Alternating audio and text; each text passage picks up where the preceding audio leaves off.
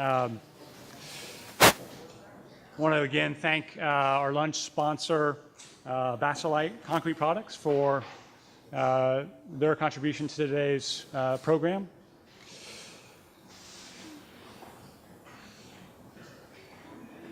And our other sponsors, the California Council, Kaplan Education, and Anderson Windows.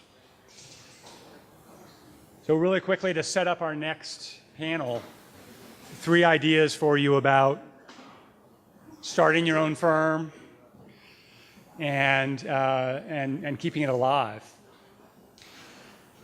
I was working for Richard Meyer's LA office and got a project that was big enough for me to go off on my own. Got through schematic design and got fired. And that was my one client. Needless to say, I'm still here. If you go off on your own, you will probably get fired by at least one client. Luckily, I haven't gotten fired again, but been fired once. Most of my colleagues who run their own shops have had this experience. So expect that that'll happen, expect that there'll be a trough, but that you'll come out of it. The other thing, don't hang out with architects. I'm not going to hire you to design my building. Of course, we need to hang out with each other, but you really need to hang out with people that are going to be looking to you to design the spaces they're in. I'm a member of the Culver City Chamber of Commerce and a couple of organizations like that as a way of expanding my network, meeting people who may not know an architect but have projects that they need help with. And then lastly, the thing that I'm still getting a handle on, and that is how long projects take to happen once you're the person who's running the shop. When I was insulated from this fact of our existence working in Meyer's LA office, you didn't realize how long it is from when someone comes in and says they want to do a project to when you actually start even doing the drawings, to say nothing of when the project's getting photographed. So the time span is tremendous, and managing your cash flow has been, I think, is one of the biggest challenges out there. With that, I'd like to introduce Mark Cavagnero, who is a fellow of our institution, the AIA, and he will be introducing our panel, and then we'll be back. Mark.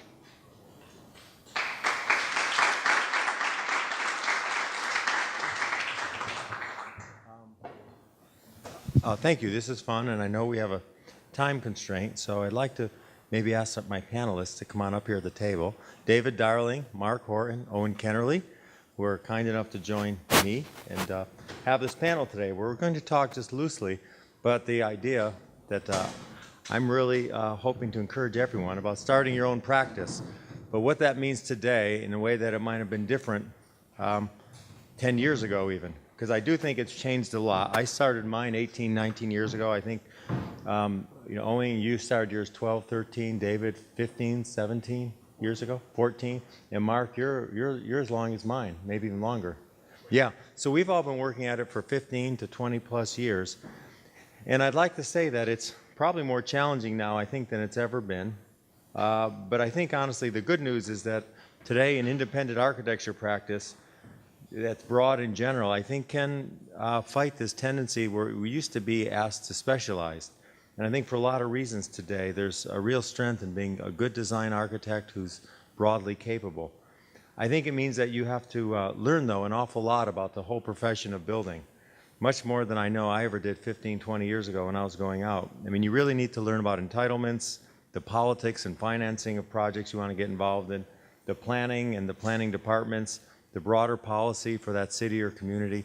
They all become part of how architects get selected and how the project succeeds or fails. And I think it means that things will be more challenging continuously, but I do think it means that there's a lot of opportunity for people who are willing to kind of dig in and get to know that. And then in terms of prompting discussion with these 3 guys, I thought this morning of roughly 10 areas where I think the practice has changed a lot in my time, and where I see it changing just in the last few years. And I'm going to just throw these out, and then I'm going to ask each of you to force yourself to comment. One is just pretty obvious, and I think it's why everyone thinks we're here today, is to talk about the role of social media and what that means for developing work and brand and network and communications. But I think there's other things that have changed a lot that are important to realize. I think the growing role of the general contractor has been huge in the last 10 years. Things like design build are getting more and more common. It's a way of cost control for private and public clients. Contractors have become very good at intelligence gathering. They know what's going on. They're getting involved in financing and insuring their projects. And they're often a first recommendation to prospective owners, clients, about what architects they would recommend to talk to. So I think your relationship with builders is really much more important than it's ever been. I think what I've seen is a lot more growth in the last 5 years back in city centers. A lot of the problems of traffic and land cost and energy are actually squeezing a lot of interest back into places like San Francisco and Oakland or Los Angeles and San Diego. And I think that means there's a lot more mixed use projects, and the idea that you can focus on integration is really important. Again, it's better, I think, to be a generalist than a specialist these days, because projects are picking up a lot of funny tales and pieces and components. So that's another topic I'd like these guys to talk about. I've seen also a lot of increase in public-private projects. Cities often have the lands and the needs, but no money. The state of California has no money, but they have projects that need attention, and often buildings or land that they own and can share. And they're looking for private partners who can raise the money and work with them. Really common at all the UCs, whether it's Berkeley, Santa Cruz, or Davis. They have a tremendous need for dormitory and housing, but they don't have money to build them. So they're working with private developers to build these projects. So again, it's about you getting out there and getting to know the contractors who are building them, the people who are financing them. And it's not just one client anymore, like hiring for an RFQ for UC Berkeley. Well, now it's more complicated. But that also means that it's more open. If you're willing to spend the time and find out about where these needs are and who else is interested, that you can find work in a way that 10 years ago, these projects weren't really available to you. So I'm very encouraged by that. And the last couple issues I want you guys to talk about is technology. In a way, the terrific technology that's out there today is liberating. Smaller offices can do wonderful drawings, wonderful documents, particularly design drawings. What I'm finding in our practice, though, is that there's a lot of expectation on even medium-sized projects now to start incorporating BIM or Revit, but complex, building integration management systems for drawings that can be very challenging. They're very hard to develop in the design area, and there's a pressure for larger firms who can do that work. So I see technology as going sort of both ways at the same time. And the last couple issues are contracts. I see contracts getting more onerous for architects, and the standard AIA contracts are being rarely used. And it means, honestly, I found that we have to work with our insurance companies a lot, and I'd encourage you to do that. If you go off on your own, you'll want to get a policy, however modest, but then start to know your insurance broker and carrier. They can help you a lot and develop that relationship, but have them help you review your contracts and agreements, because private lawyers are very expensive, and they really know where the issues are and where you might end up having exposure. And they can actually talk to your client who wants more owner's terms. They can help negotiate the owner's terms away. I think the media is a great potential in our era. Websites and blogs are much more accessible. The issue is, for me, how do you work with them, and how do you try to have them avoid misrepresentation of your work? I've had cases where people have assumed there was a theater project was ours, they didn't like it, and we got blasted in a website or a blog, I guess, for something that wasn't even our project. And you can't control that. There's no gateway on that. So I think it's a challenge too. And then the last two issues that I think are more important than they've ever been are this issue of brand and your identity, with communications being so wild and quick and widespread.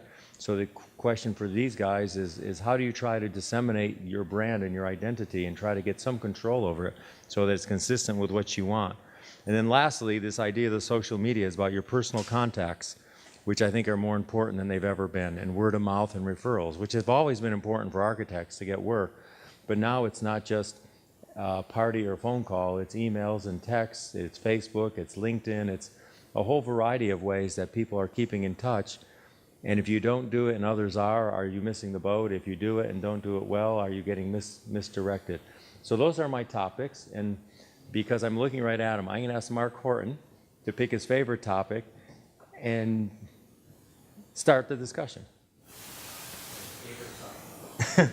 Or your own, pick one of your own, but these are 10 areas where I was trying to help the discussion along.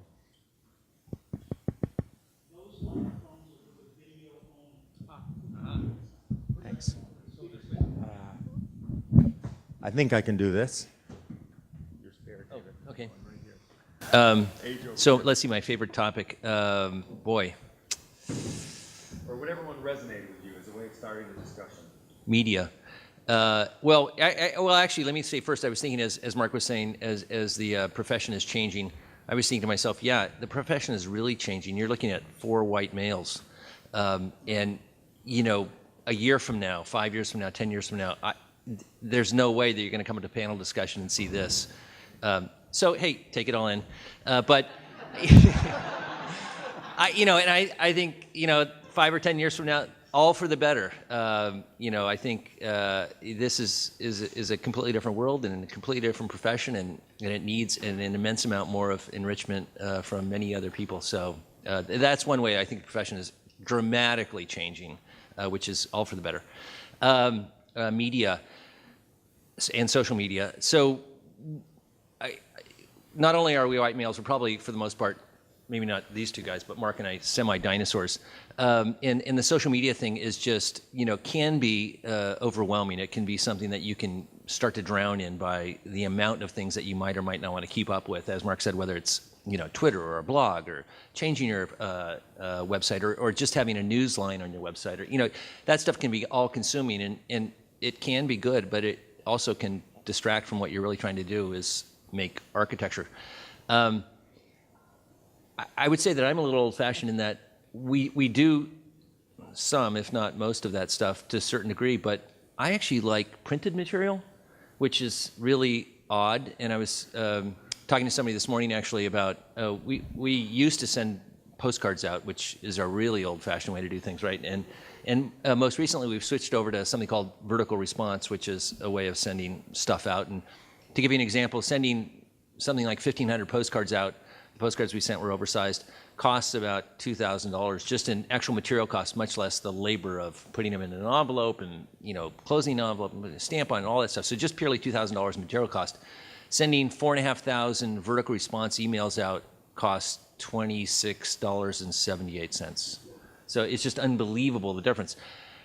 There also, though, is a difference between, and the person I was actually telling, I had an eye appointment this morning. I was talking to my eye doctor, and he said, "Oh yeah, I have one of your postcards still here that I think I sent him like 4 years ago." Well, one of the big differences is that you probably get the same number of emails I get from everybody, whether it's Anderson Windows or your friend the architect or whomever, and you look at those, but you can't look at all of them, and you delete all of them, or like me, you just leave them in your inbox thinking that someday there's going to be this wonderful time that you're going to go through your entire inbox, which you're never going to do.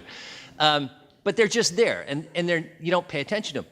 People get these postcards and they pin them up on their desk because it's the only one they've ever gotten, or they keep them.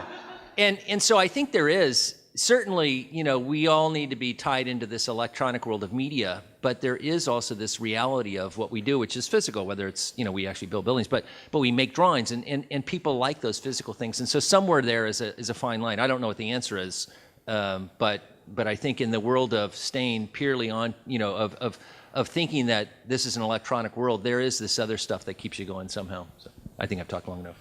I'll piggyback onto that. I have a admission to make. And when we started our firm 14 and a half years ago, we said, we're not going to do a website.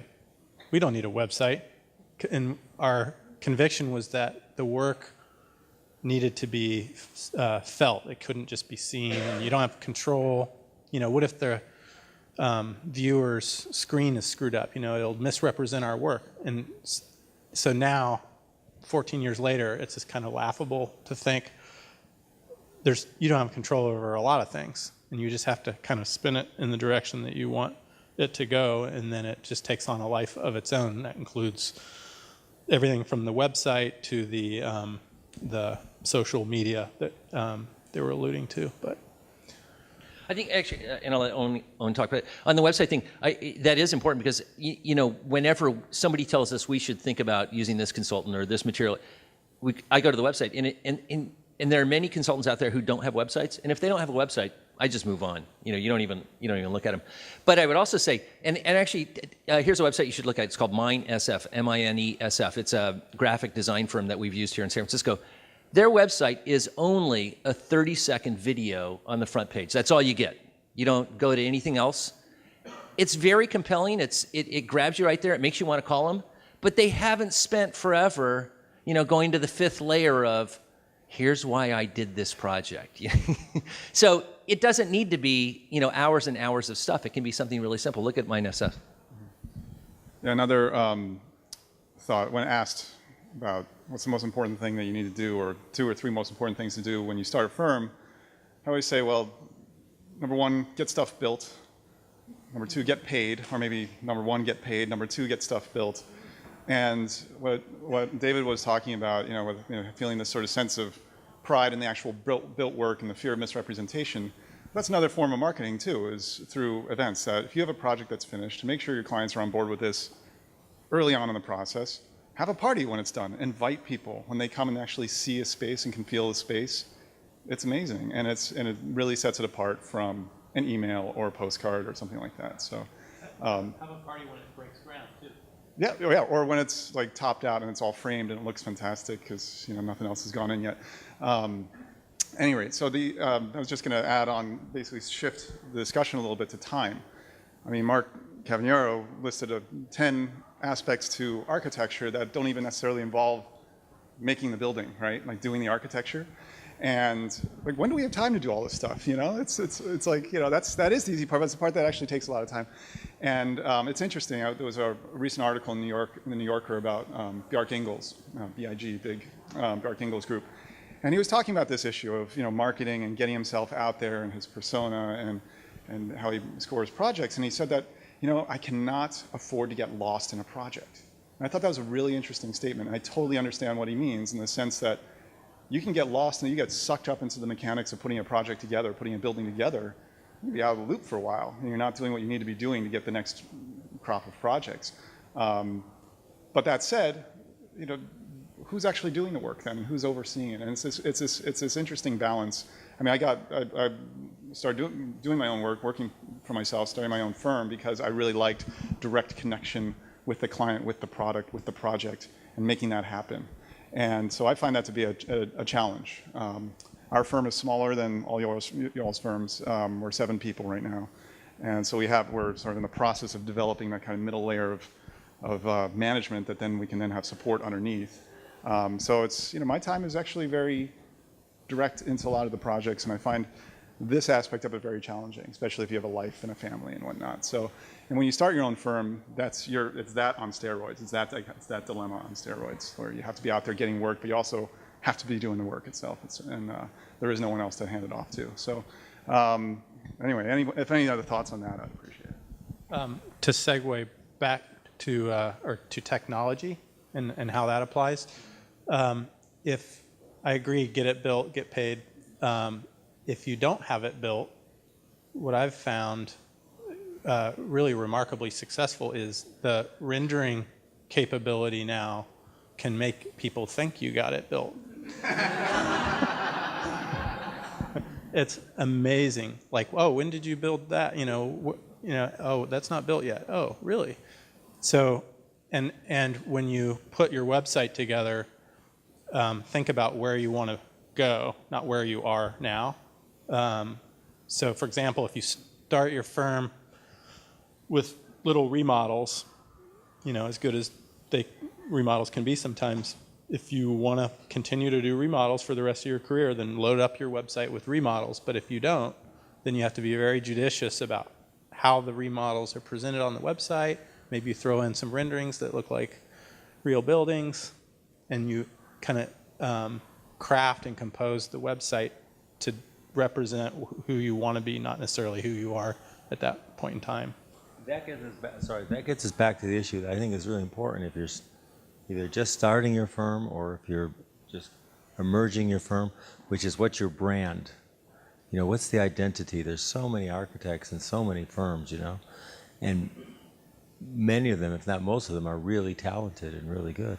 I was looking through a booklet the other night a friend shared me called Small Firms, Great Projects, right? And I was amazed at how many really good projects are in there. And some of the firms that I didn't know before, really good. So there's a lot of good architects in the Bay Area doing very good work. So the question is, if someone's going to hire you, particularly if you're a young firm and you don't have a huge portfolio of built work, how do you get the message out about who you are and why they should hire you? That's $1 million question. I'm going to give a kind of a side answer to that. The one piece of advice that I would share is that you should never abrogate your responsibility and your right as an architect. So a lot of clients will come to you as if you were a service or trade, not a profession. And they say, I already know what I want. It shouldn't cost that much. And they kind of come to you and they say, we just need you to draw it up and get me a permit. You know, we've all heard it before. And if you follow that, it just drags everything down. It drags the profession down. There's doctors, lawyers, and architects. We're all professionals. We're leaders. The L in lead stands for leadership, which means we have to take it beyond just service. If you do that, then there's respect starts to get built into that equation. The client then respects you as someone respects you as a professional, and I think that does manifest itself in terms of brand. I think eventually that word gets around. Most work actually comes from a referral, and if the referral is that you're just going through the motions and drawing up the plans because that's what the client asked you to do, you're going to basically build that path. Whereas if you take the higher ground, that referral will elevate you and it'll actually send you on a good trajectory. But first you have to figure out what your brand wants to be or who you are. And I'm reminded 25 years ago, 30 years ago, I had this friend, he and his wife wrote this book on what makes a good marriage. And it was one of those books like you'd never pick up at a bookstore, right? But he was a friend, and I said, okay, fine, give it to me. I'll take a look at it. And my wife and I went away on a weekend. We thought, okay, well, let's just bring this along and take a look at it. And it was one of those books we wouldn't pick up at a bookstore, but it had all of these exercises, like, write down what you like, write down what you think your wife likes, write down, what your wife thinks you like. It was that classic sort of like, if I asked you what your husband's favorite colored shirt was, what would he say? And it was just, it was sort of a semi-remedial elementary exercise, but it did ask all of the questions that we all sort of make fun at and never ask ourselves, and so as a result never get the answers. So if, for example, in the next week, month, year, wherever you guys are in the idea of starting your own firm, if you really spent a weekend and said, okay, what do I want here are 12 stupid questions that I really should ask myself, and now I'm going to answer them, as opposed to just always abstractly thinking about it, which is, I think, what, in the end, we all do. I mean, I don't now spend much time really thinking about this in a direct way. It's just sort of abstract. And so it never really gets asked. And so if you really did sit down and ask questions, and as a result, force yourself to shape what you actually do think your brand is. I mean, maybe your brand is, a high design, modern architect. Maybe your brand purely is a really good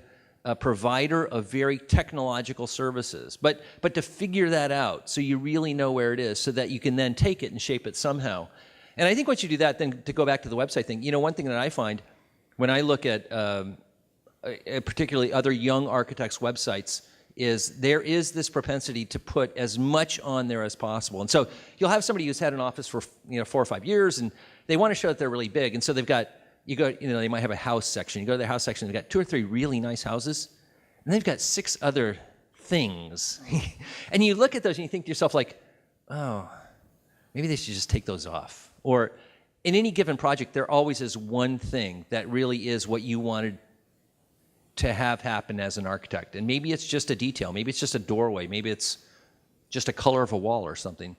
Skip all the rest of the stuff so it reinforces what you really want to have your thing done. That's maybe it is that less is more to a certain degree in that regard. But in front of that, you have to figure out what what you are, what you want your firm, you as an architect to actually be. And I think that really does happen in a really elementary way of actually not abstractly thinking about it, with some other architect friends over dinner, but really sitting down and writing out, here are the 5 projects I'd really want to do, and here's why I'd want to do them. Yeah, no, I like that approach of thinking about the projects you really want to do and how to get there. And chances are there's this, no matter what, I mean, Mark was talking about this idea of mixed-use projects and public-private projects and so forth, but we're still in a society in which if you haven't done it before, it's really hard to get to do it for the first time. So it's a bit of a chicken and egg scenario. So this idea that then you have to start thinking out of the box. Okay, then how do I get there? You think about, okay, then I team up with someone who's maybe done a project that I want to get, a project type that I want to get more involved with, and what can I bring to the table? And then to think about, okay, if you're going to have those opportunities, maybe you start to think about, okay, well, I have to become known as not just a technician, but maybe as a collaborator or a connector or someone who can bring other ideas to the table. And it's that, I mean, in short, like I'm not sure if I'm totally on board with the idea of a brand for architects, because we're not sodas, we're not sweaters. I mean, we do offer very customized, very responsive services in very specific situations. But it is true that there is sort of a brand aspect that you're sort of known for being able to do something that other people maybe aren't as finely tuned at. So, at any rate, so I just think it's I think you have to just find, maybe it's even finding a hybrid, creating a hybrid of sorts, because hybrid brands can actually be more potent. I mean, in our case, I think what we do is we combine intense problem solving with tight budgets, urban situations, or even really tricky regulatory situations with a high design sensibility that tries to synthesize all these into a very elegant solution. I know that's what we all try to do every day, but I mean, I think the idea that you're really approaching the client on that sort of level of a problem solver, but then bringing this other kind of transcendent aspect of design to it, and that's one aspect of a hybrid. Anyway, so I'm not on board with the branding thing either, but branding is not something you have control over. It's something that just is, and you can choose to try to manipulate it, or you just keep your head down, do your work, and it happens the way it happens, which gets pretty complicated. But the marriage thing, going back to the book, from the website and the interview process is really a matchmaking process, and the best projects are ones where the architect, the client, and the people who are building the building are all simpatico. They're kind of on the same page. They can propel each other and actually get 110% from each other. And that's why I'm a big proponent of interviewing your client. And that can start with the website, because the website can filter the inquiries that you're going to get. And then really, really ask your client hard questions in the interview, and they'll ask hard questions to you. And what will come out of that is a filtering, and you'll get the right match. And then to segue to the importance of the contractor, it's the same thing. The owner or the client has to be very comfortable, like in a good marriage, with the contractor. And then the architect and the contractor are really on this. We like to think of contractors as part of our design team from the very early stages of the design process, and they're critical to that process. So. Yeah, the thing that helped me a lot when I was starting my firm back in the early mid-90s was this idea of brand for me was really what I was interested in, And at the time I was interested in arts work, cultural work, right? And I had no real portfolio in it, and I was just spending a lot of time with tiny arts groups, and the smaller the better, because the smaller ones had no money. And so they were willing to hire a young guy with no track record, because they assumed, rightly so, that you were cheaper and you would do X amount of work for Y amount of money. And but I was conscious of that I wanted to get into that kind of work. And so I got to know people in theater groups and museum groups and art groups, and then I got to know people in arts education work. And I was doing a lot of really embarrassingly low budget, scrappy stuff where you don't even end up with anything photographable, let alone publishable. But the thing that was great is after a few years, I was able to build up a network of people who knew me in that world where I was interested in working, who would start to refer me. And the project slowly started getting to be better or bigger or more interesting. Someone else needed a theater renovation, or someone else needed a little renovation of their art gallery or something. And they talked to two other people they know, and they both gave them your name. Before you know it, they said, well, maybe we should just talk to this person. And so you can, I think, if you have a brand, meaning an area of work you want to work in, I think you can go out even with nothing, is my message today.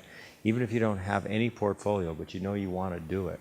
I think you can go out and build that up, but I think you have to be conscious of it and say, this is something I want to do, and I'm willing to expend some energy and time and effort into doing it.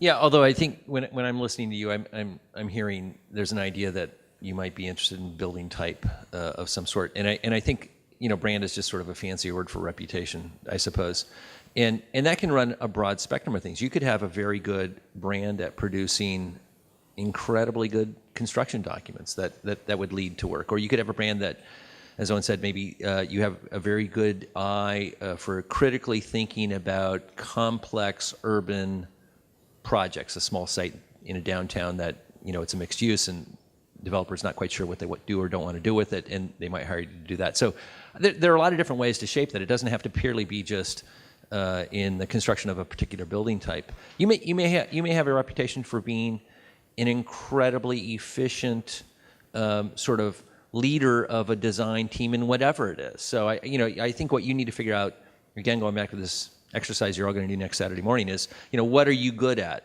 Where are your strengths? How can you identify those, and then how can you then shape those into an idea of what your firm might be, whether it's because you do modern architecture, or because you do clean rooms for tech companies, or because you are really good at working drawings. Whatever that is, it can be a lot of different things. I think staying true to your strengths, and also, as Mark mentioned, to your passion, like the things that you're interested in, is really important. I'm trying to think of the famous .com debacle where I think it was eToys or something, where the people who started the company had no interest, or no, it was Pets.com or something, had no interest in the actual product. It was just a mechanism, and it fell flat on its face. And I think that being passionate about what it is you're trying to sell is really important. But yeah, although the converse is Instagram. Yes, indeed. I think on I mean, there's, as Mark Cavaniero alluded to in his opening remarks about contractors and design build moving into architectural space, as it were, into the space of architectural services. I think that you have to remember that you bring something more to the table than just being a technician. You bring more to the table than just being able to do working drawings. It really helps to learn BIM, to get that under your belt, because contractors are starting to hire architects, frankly, freelance architects, to do BIM for them. And if you can actually have them under your own belt, that's very powerful. However, you're bringing to the table, you are bringing a passion. I think passion is one of the most important things in this, that you really are bringing insights, and you don't come up with creative insights unless you're passionately and intimately involved with a problem or a building type or whatever it is that you're choosing to really chase. So don't forget that, and people really appreciate that. Like they can have anyone come out to a job site or to a project, and whether it's a remodel of a building, for example, or an empty site, and say, well, how many units can we get on this site? But if they find someone who's really passionate about it and say, well, maybe you shouldn't be thinking about units. You should be thinking about the site at a different level, thinking about the future, whatever it may be. It's that kind of level of insight that people really, really appreciate, especially if they're about to make a huge investment into it. And they've gotten to where they are through that sort of transcending technocracy and transcending just being able to do something well. So always remember that you have a lot more to bring to the table than just a technical expertise. Just one brief story, but maybe the best client meeting or lunch or anything I ever had was my first year on my own, and I had a client for a project that died, but he was a fellow named Walter Landor. Do you remember Walter Landor Associates? He's an amazing guy. He built up this incredible business of doing branding, identity, graphic design. they would do the Chevron gas stations and the logo for Pan Am. So he was very old and retired, and I had lunch with him the day before he had the stroke that killed him, because I was working on a project, and it was wonderful. He was a really nice guy, and I asked him about the new president of his company, if he liked them. And he said he liked them much more than the prior one. And I said, okay, why? He said, because he does the one thing you have to do to grow your business. And I was sitting there, on the edge of my chair saying, what's the one thing, oh master? And, help me, And I always remember his answer, and he said, he's really good at conveying enthusiasm. And I always remember that. This was years ago. But this idea of passion and enthusiasm, find what you like. Find something you really want to do and dig your way through it, whether it's technical drawings, abstract design, urban infill, in my case it was arts, whatever it is. If it's something that means something to you, and it goes back to Mark's list, sitting down on a Saturday morning and really doing some soul searching, but if there's something you're really passionate about, that passion is very infectious, and you can sell passion, even if you haven't built a lot of it. People really want to hire someone who really wants to work with them, who really wants to do their project, who seems totally jazzed and enthused. And that's worth a lot more than a deep portfolio for many people. Not everyone, but for many people. And you'll find you can get yourself hired to do things you never dreamed anyone would hire you to do if the person at the other side of the table really senses how much you want to do it with them.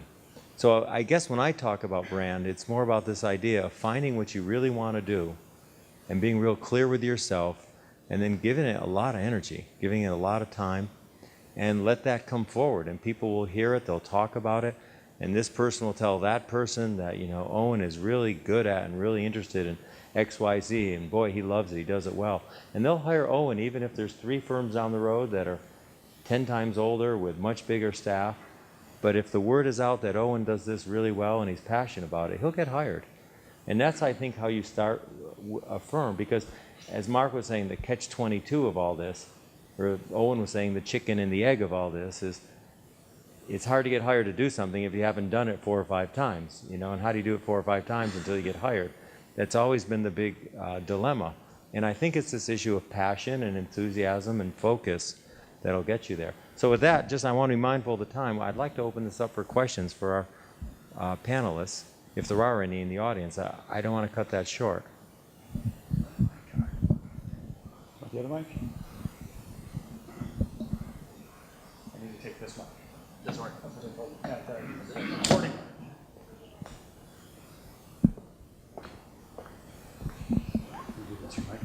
Thank you. Most of the design build projects now are contractor-led. Do any of you have any experience with architect-led design build? I've just heard it in actually lectures from a lawyer who specializes in the architecture construction industry. And he is convinced that the way to go to sort of preserve our profession is to have architect-led design build. And I don't know much about it, and I don't know if you have discussed it. Just having the architect as the lead.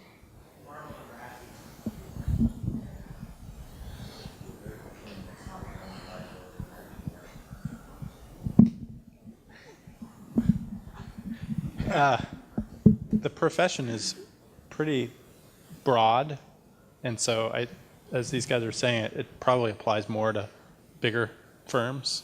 We've done what feels like architect-led design build, which is, we call it fast tracking, where we're working with the general contractor from the earliest stages of the design process, and they're building it while we're still designing it, essentially. But it's probably not what your lawyer would, the lawyer that you heard would refer to as design build. But do we really use both these? Anyway, I think what you're talking about in design build is that there is a single team and there is a single person essentially responsible for everything. So in a classic design build, the contractor's hiring the architect and they're working that way.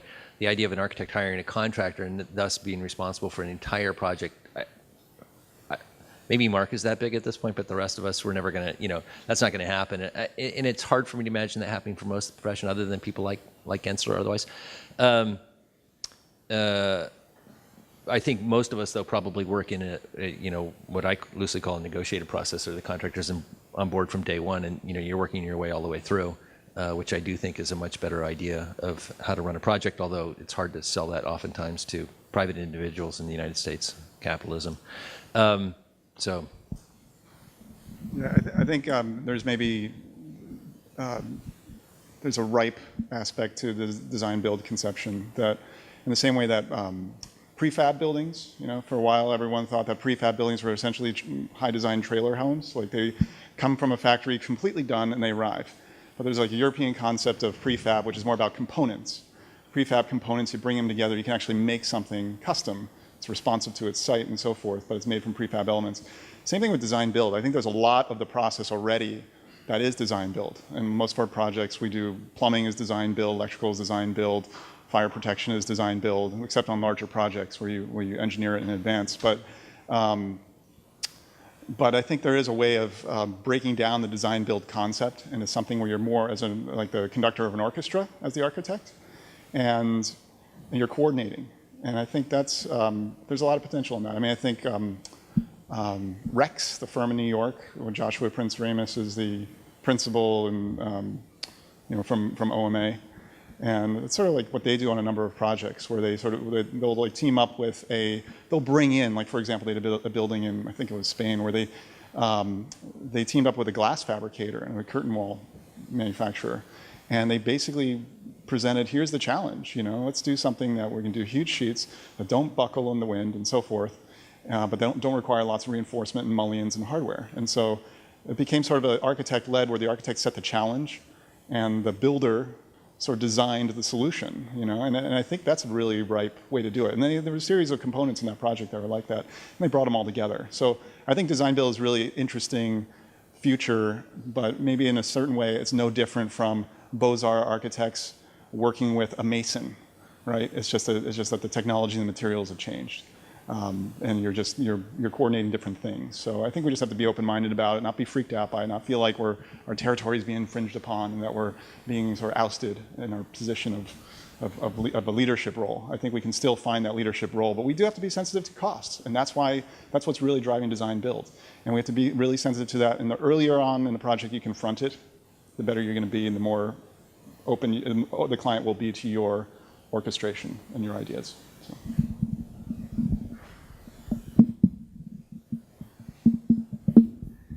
If you guys could do it all over again, what would you guys do differently?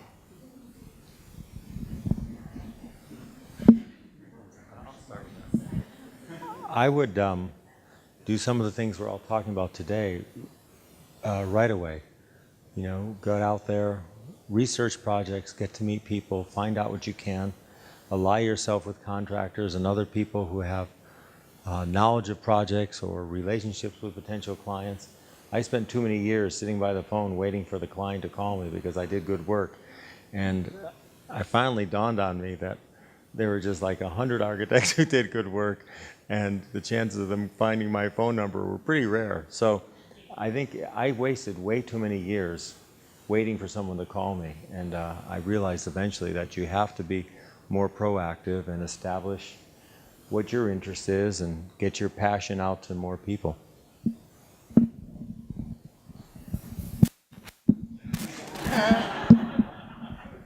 Well, actually, I'm not sure I'm significantly different than Mark. I think, and again, let me reinforce, we're dinosaurs. You go to the idea, you go to graduate school, and you get out and you think, well, I'm a good architect. Stuff is going to come to me, and that's just not the case. And it took me many, many years to realize that there are many different skills involved in being an architect. One of them is design. I thought the only one was design. And all of those other skills go a long way in making things happen. One of the things I'm always amazed at is the people who were really good in graduate school when I was in graduate school and where they are now. When we were in graduate school, I thought, well, that guy is the next Richard Meyer. And And now that guy, Mr. X, who will go unnamed, yeah, is, has got a small little firm doing, dental offices or something, but not, probably good ones, but not Richard Meyer. And the other guy who, was really good at selling himself in a review but had terrible designs has got a big office. Now, that doesn't mean he's more successful or better, but there are many things involved other than design. And I think it took me many, many years to sort of realize that design was not the final arbiter as to whether or not you were successful or not. How old were you when you started your firm? 11. 8. 30. Okay. I was also 30 when I started, and frankly, I would have, if I had to do it over again, I probably would have worked for a firm longer before I started my own firm. Frankly, I started moonlighting, and I didn't think that this was going to be the firm I'm going to start. Just had projects.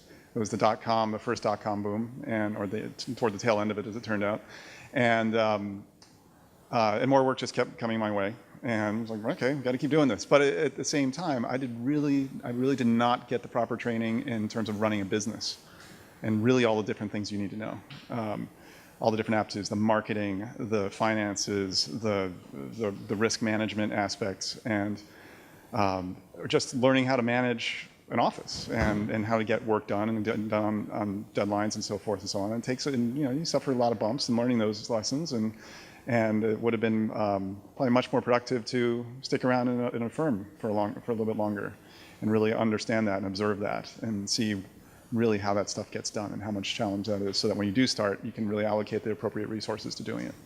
How long? I graduated in '94 from graduate school, and I've been working during graduate school, and then and I started my own firm in '99. So 5 years I thought it was too little. Oh, it's also, I graduated, it was during a recession, so I had some pretty funky jobs for a couple of years, and then had a solid job with Dan Solomon for 4 years, where I learned a lot.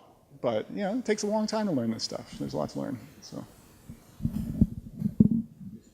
One really quick story. I'll take another question, but have you guys over the years? I'm sure you've all seen the picture of Einstein and Corbusier.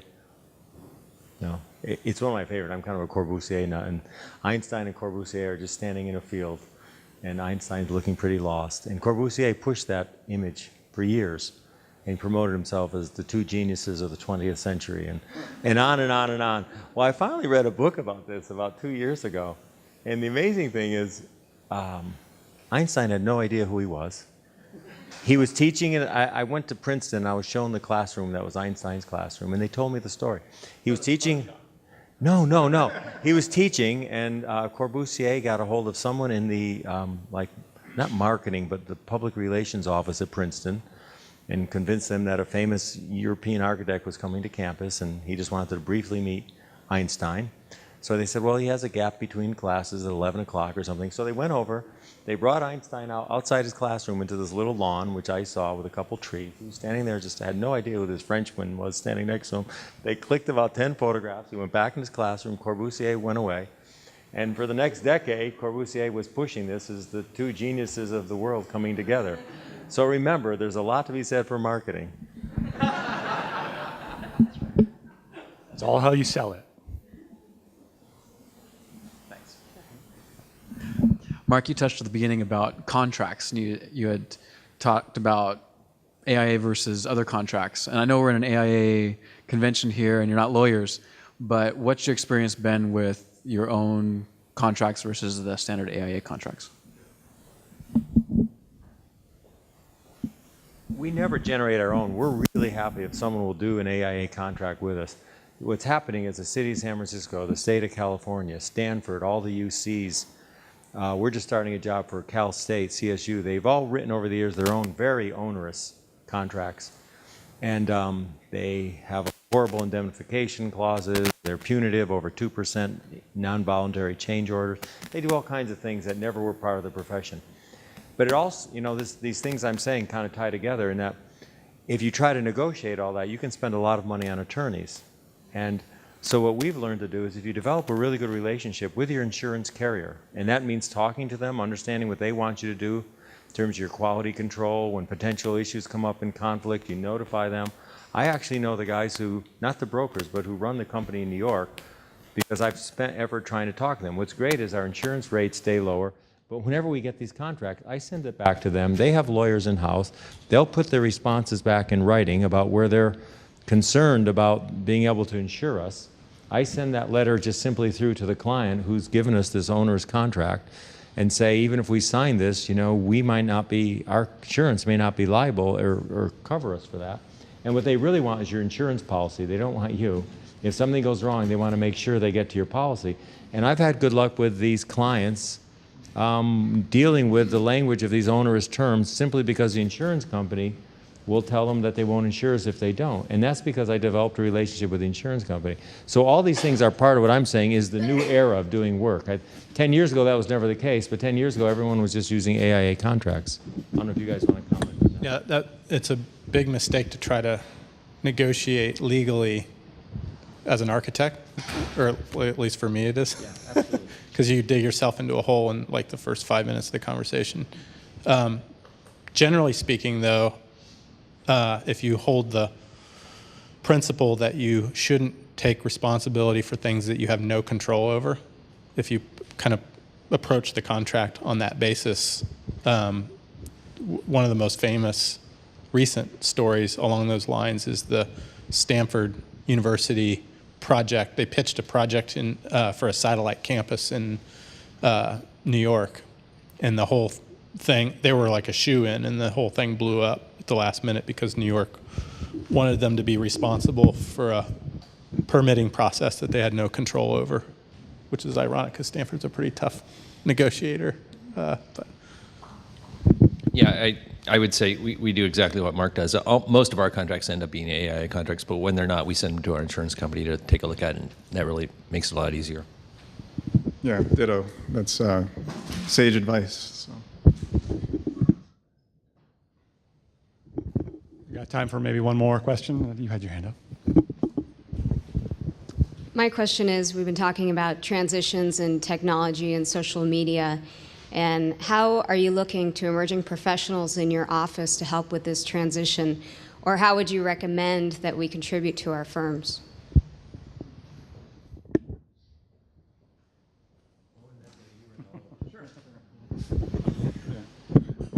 I'm a social media moron. I mean, I do not do Facebook. Been meaning to get to it, you know, one of those things. But I think writing is a really key skill that social media relies upon. I think if you're going to have a blog, I've entertained the idea of, would love the idea of having a blog. Got lots of ideas for it, but frankly, haven't put the time to it. And I would love to have someone in the office take the lead on it, but frankly, no one we employ at this point is a good enough writer to really take it on. Writing is a really important skill.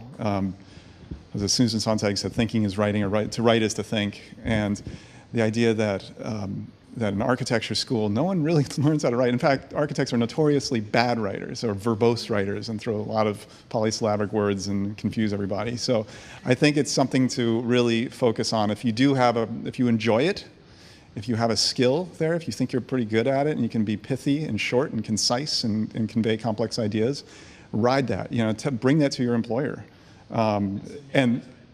Yeah, exactly. Yeah, ditto. I mean, so that's something to really, I think it's an incredibly important skill that's often lacking in a firm. So. Mark, why don't you talk about your blog? You know, you guys may not have read, but Mark writes the best blogs I've seen. Okay. He writes them himself. I'm going to blush. I won't make you blush, but let Mark talk to this one. Well, Owen is right. I mean, architects are terrible writers. And I would say that as I tell people in my office, I mean, we're in the communication business, really. We put lines on a paper, whether it's via a computer or a pencil or whatever it is, and we hand that piece of paper to somebody else, and we expect them then to build something out of it. And so really, the key thing is the communication that goes from this point to that point. So we're in the communication business. Well, the reality is architects are terrible communicators. I'm always pointing out to people in the office how whether it's a note on a drawing or a note in a transmittal, that leaving out one word or leaving out a comma or something like that can result in a $1,000 change order, because you're not quite sure whether it meant 3 light fixtures or no light fixtures. And so that communication thing is really important.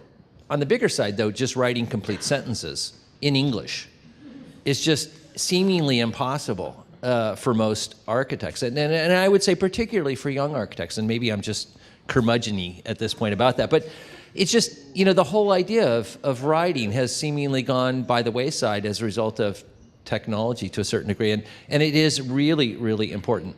So anyway, so now you can go read my blog and criticize it. So I write a blog. I don't keep up with it nearly the way that I should, but there are some entries there, and I try not to write about architecture, although there are a couple buildings I really have wanted to write about and have stayed away from because I know the people who design them. But I do try to write about things involving architecture or things that have a sort of a parallel aspect to it. So it's fun for me. It's fun for me to put ideas down, and really a blog entry is really interesting because you don't really have to write very much. And it allows you to also include then video and photography, which entertain people so they think you have written something well. So it is fun for me to do. I don't see it as, I think Mark actually is the only person in the world who actually reads it. But I don't see it as something that is going to result in more work for our office. I really see it purely as just a way for me personally to get out ideas that I think are interesting, at least, and for the other 3 people in the world who might want to read them. So it's fun in that regard. To steer it back towards your question, Mark's right that everything's about communication, and that includes when you're developing conceptually an idea, you have to communicate to yourself in order to develop the idea, and technology allows us to do that. It's a tool that I would encourage all of our people in our office to explore. People are always bringing in new tools. So, I mean, we have this sort of caveman wood shop in our office where people go explore ideas in the wood shop or through chipboard and paper and whatever, but then they're also using Maxwell and Rhino and all this stuff that I don't even know how to turn it on, and I encourage that because they're all tools that allow us to communicate ideas, not just to clients, but to ourselves in order to perpetuate them and develop them. I think we're supposed to wrap this up, right? Yeah. I just wanted to end with just 2 quick thoughts. One is I want to thank these guys. I think they're terrific. That's why I asked them to join us, and they lived up to their expectation. Owen, Mark, David, thank you. And thank you. Come on.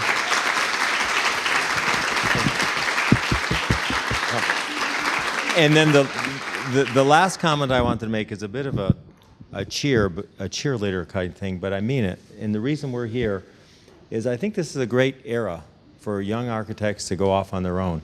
I think the economy is starting to come back. I was talking to Doug about this briefly before we came in. We're in an era where the larger economy has led to this consolidation of huge firms. We have this plethora of Stantec's and AECOMs and Perkins and Will, and I think there's every day there's a growing void for conscientious, thoughtful, well-designed practices. Architects who really want to do buildings and care about their communities and cities, be specific, be local, be about what they're passionate for. And I think the more these big firms get bigger and take on the bigger, more lucrative work, the more there's a terrific need that the community needs us to fill. And in terms of the marketplace, there is definitely a capacity for more architects to come in and fight for and take that work and thrive and have great practices that do the work they want to do and do it well and get to have the pleasure of practicing what you want to do. So I'd like to encourage all of you, if you're thinking about it, to don't be intimidated by it. Know it's a new era. Know there's new challenges, but there's tools out there and there's ways to get through it and there's ways to get new work and there's ways to get things built. And I think there's an emerging, growing void every day that's going to have your young, emerging firm be more and more demand over the next 3, 5, 8 years. I really believe that. And so I'd like to leave it on that note of encouragement and go forward. Thank you.